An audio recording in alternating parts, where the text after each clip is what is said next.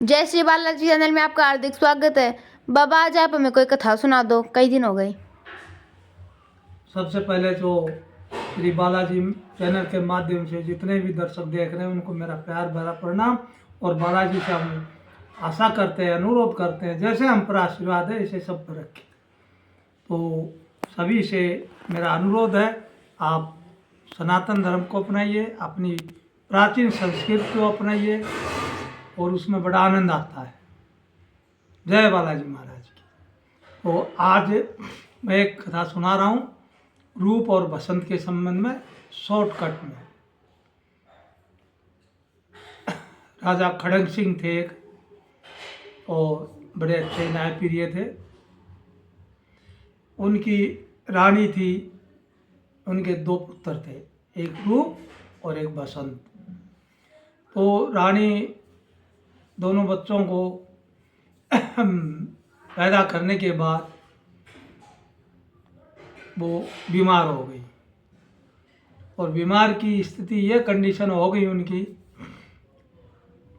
वैद सब फैल हो गए थे। तो एक दिन वो क्या देखती है, महल के अंदर ही एक चिड़िया ने घोंसला बना रखा था।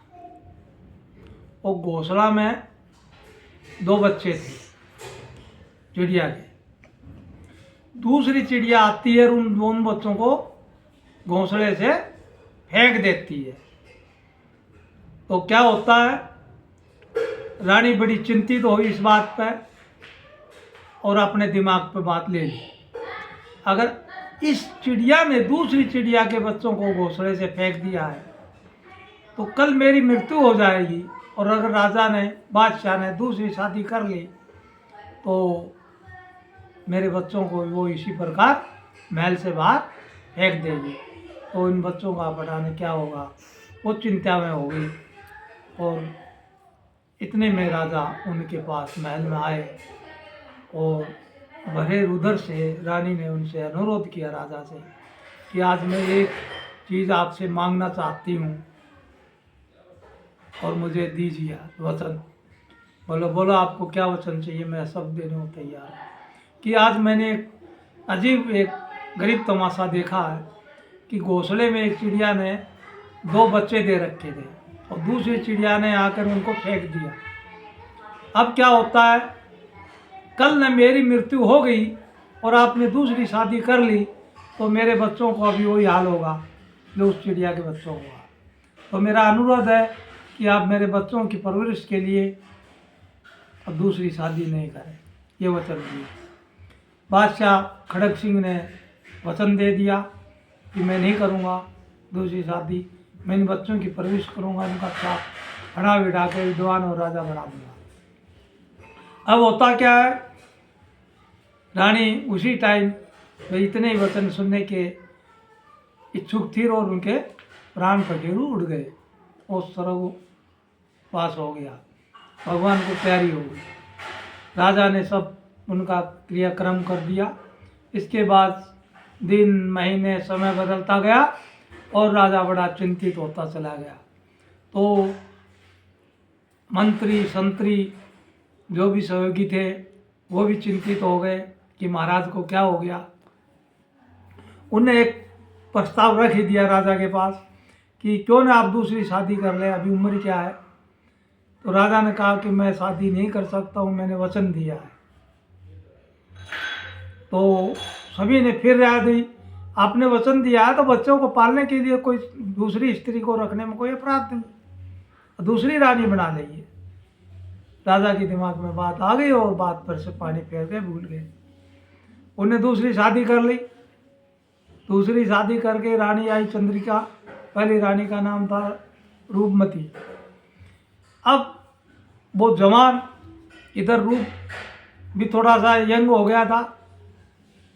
अब होता क्या है कि महल में वो अकेला महसूस करती थी जो दूसरी रानी आई थी।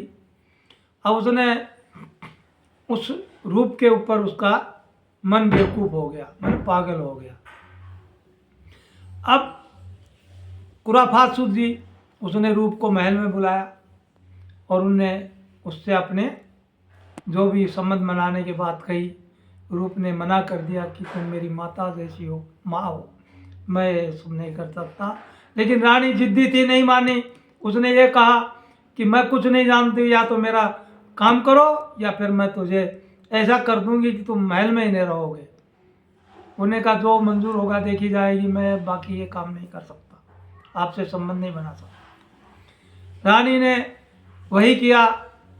जब कपड़े फाड़ लिए, बाल बिखेर लिए, त्रिया चरित्र दिखा दिया उसने पूरा। और राजा आया तो उनने कहा फिर ये क्या बात है, क्यों उदास हो आप? तो उनने कहा उदास होने का कारण बहुत बड़ा, आज तुम्हारे पुत्र ने मेरे साथ बड़ी बदतमीजी की है, मेरे मान सम्मान को लुटा दिया उसने, मेरी इज्जत पर हाथ डाल दिया। राजा ने आव देखा न ताव, न रूप से कोई बात करी, और उसी टाइम फरमान निकालवा दिया, अब महल के बाहर, अब महल में घुसने की जरूरत नहीं है, और देश छोड़ के चला जाए, रात छोड़ के कहीं भी। दोनों भाई खेलते हुए आ रहे थे, और बाहर गेट पर नज़र पड़ी रूप की कि कैसा फरमान लगा है, परवाना। उन्हें पढ़ा कि रूप आप महल के अंदर प्रवेश नहीं कर सकते, ये राजा का आदेश है कि आप देश और रात छोड़ के कहीं भी चले जाएं। अब यहाँ क्या होता है, रूप पीछे मुड़ा, वापस चल दिया। बसंत ने कहा, देखा कि भाई क्या बात है, बताओ हमें। दोनों भाइयों की बातचीत होती है। रूप बसंत ने कहा कि पिताजी से मिलने, तो रूप ने कहा पिताजी से मिलने का कोई तात्पर्य नहीं है, ये फरमान निकलने से पहले अगर वो बुलाते तो हम अपना कुछ सुझाव रखते, बचाव करते, लेकिन उन्होंने कोई नहीं रखा। अब मिलने से कोई फायदा नहीं। अब होता क्या है, बसंत ने भी कहा अब कि ठीक है भैया, जब आपके साथ ये व्यवहार है, कल मेरे साथ भी होगा। तो उसने, दोनों भाइयों ने वो महल और राजदरबार छोड़ दिया और जंगल में चले गए किसी अन्य जगह। आज का विषय इतना ही है, कपटी से बचो, चरित्रहीन से बचो। आप अपना स्वार्थ मत देखो, बच्चों का स्वार्थ देखो। इसी पर से मेरा ये भी कहना है, देश देखो, अगर आगे बढ़ना तो उसके अंदर कितना क्या हो रहा है, घोटाला भ्रष्टाचार आ रहा है, उसको मत देखो, उसको मिटा दो। देखो मत, मिटाओ उसको। इससे ये सीख लीजिए, अच्छे कार्य करिए, और आप गलत रास्ते जाएंगे, बच्चों के ऊपर बुरा असर होता है। और हम इसी पर से फिर बता रहे हैं आपको, जैसे अभी 2 बच्चों के साथ कितना बुरा हुआ है, वही अभी परीक्षा चल रही है बोर्ड की, जो एक डीजे बजता खतरनाक ध्वनि पैदा कर रहा है, बच्चों की परीक्षा डिस्टर्ब हो रही है, परेशान हो रहे हैं। उसके खिलाफ आवाज उठाइए, जागरूक होइए। जय बालाजी महाराज की। धन्यवाद बाबा। लाइक करें, सब्सक्राइब करें।